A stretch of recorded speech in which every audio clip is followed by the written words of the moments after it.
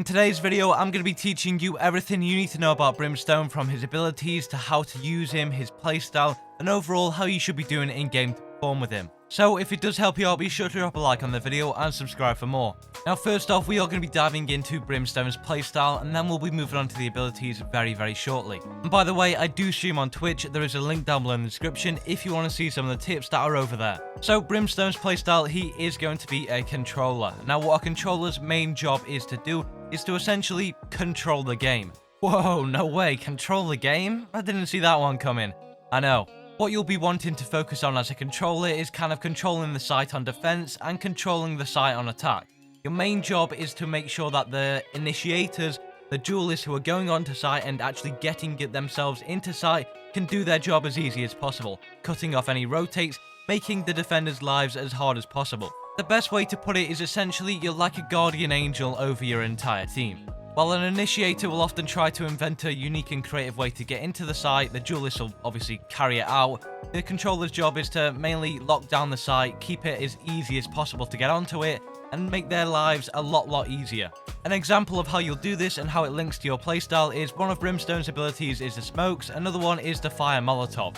Now what you can do with these is the smokes will often cut out rotates, cut out vision points for the enemies, and the Molotov can also block off a rotate entirely so they can't get through. With those abilities, you're essentially controlling the site right there, and you're making the attackers' lives, your team's lives, 10 times easier than they were before, because you're cutting off any rotates for the defenders, making their lives 10 times harder, and overall allowing your team to get onto site as easy as possible. That's your main job. And vice versa, on defense as Brimstone, you'll obviously be controlling the site and blocking off the entry for the attackers, and you'll be making your team's lives a lot easier by controlling the site yourself. The best way to execute his playstyle is remember that his abilities are really important, so you want to be staying alive throughout the round, or at least making sure that you use the abilities before you end up dying.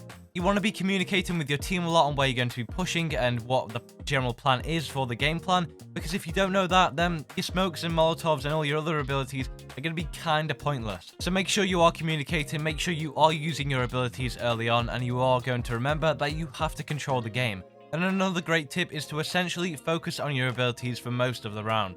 You should not be the one entering site first. That is always going to be a duelist job. However, you do want to be getting close to the site. Obviously, you're not there to sit back and hide, but you do want to keep your abilities alive, so don't make dumb decisions. Now we're going to be moving on to Brimstone's abilities. For Brimstone's abilities, he is going to have the Incendiary, which is the Molotov. He also has a Stim beacon, and then he also has his smoke. Now, the Molotov will last around for about 8 seconds, I do believe. This is pretty much a pool of death when anyone enters it. It does a lot of damage, and it is essentially fire. It has really quite a good range, and you can often shoot it in lineup positions, which is commonly used for Brimstone. Is to set up different lineup positions across the map so that you can hit the spike where you've planted it when the enemy is going to defuse it, and that fiery mess will burn them. It can rebound off walls as well, and when it hits the ground, it will then detonate. It does last for around about 8 seconds, I do believe, and it's pretty powerful in terms of its damage. If you're looking to cover off a rotate or simply block a line of sight or an entry point, you will often be able to do it because the radius will cover most of the basic angles in the game. My best advice to you, for those who are looking for tips on how to use it, is to essentially save it for endgame when you're going to have the spike planted, you're looking to use a lineup for it, or you can take the other path of simply making your entry onto site easier by blocking off a rotate. You can either do this when you get onto site yourself, or you can do it through a creative lineup, because, let's be honest, there's probably one of them out there. You can do that and block off any single line of sight, or rotate, or entry point for the defenders to get back onto the site. You can take people out with this. It's going to be very rare, but I typically wouldn't aim to take people out with it because, again, the situation is rare and you'll often be saving it when you could use it on a rotate and you end up taking someone out either way. So really just focus on delaying the enemy with it, blocking off different rotate points, angles for the defenders to get into sight, and mainly trying to play for post-plant lineups too. The Stim beacon. Now what's this going to do? The Stim beacon will last for 12 seconds, and what it is going to do is it's going to give you a 15% rapid fire buff. This rapid fire will essentially make your weapon have rapid fire, similar to Reyna's ultimate ability when her weapon gets rapid fire too, with the various buffs that she does get. So mainly you are going to be wanting to use this in groups of teammates, as the ability is actually going to allow you to deploy a field, pretty much a magnetic field by the looks of it, on the ground that your teammates can stand in and get the buff. So like I said, my best advice for you is going to be using it in groups of teammates so you can get the most value from one of the beacons.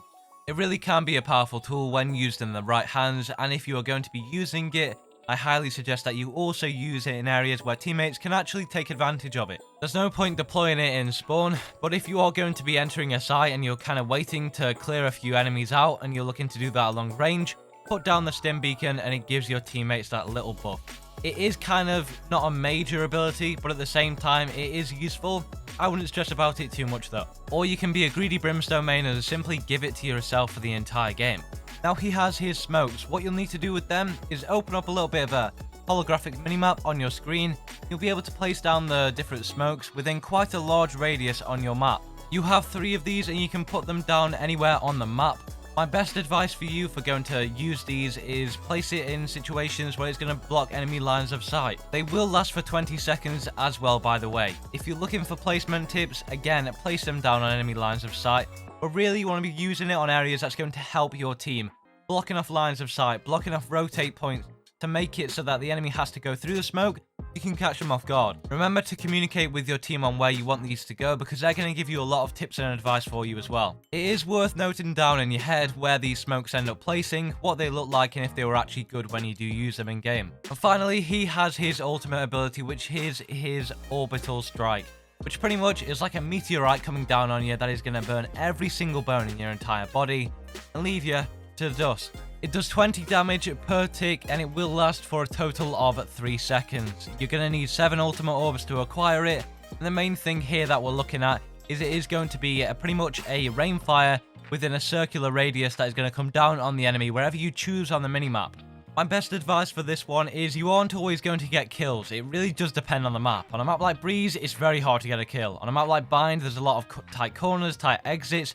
You'll find yourself picking up a few kills.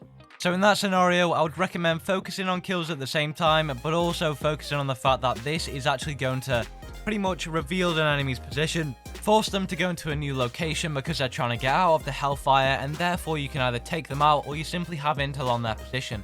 It's very, very useful for using it on an area to force an enemy out of a good position that you want as a teammate, or you simply just want to pick up a kill after they try and run like a headless chicken through the other way. Now to very quickly summarize, Brimstone is a fantastic agent. Follow the tips I've just given you, and mainly you want to be focused on using his abilities to your advantage. Obviously they're very team-based abilities, but the smokes and the other ones you can play off them into your own accord. That every teammate on your team is going to listen to you and play off the smokes, but you can do that and benefit your team at the same time. That's the magic of Brimstone. Thank you for watching. Be sure to subscribe if it helped you out and drop a like on the video. I do stream on Twitch, link down below, and click on the video on your screen right now because it's going to be showing you how to get better aim in Valorant.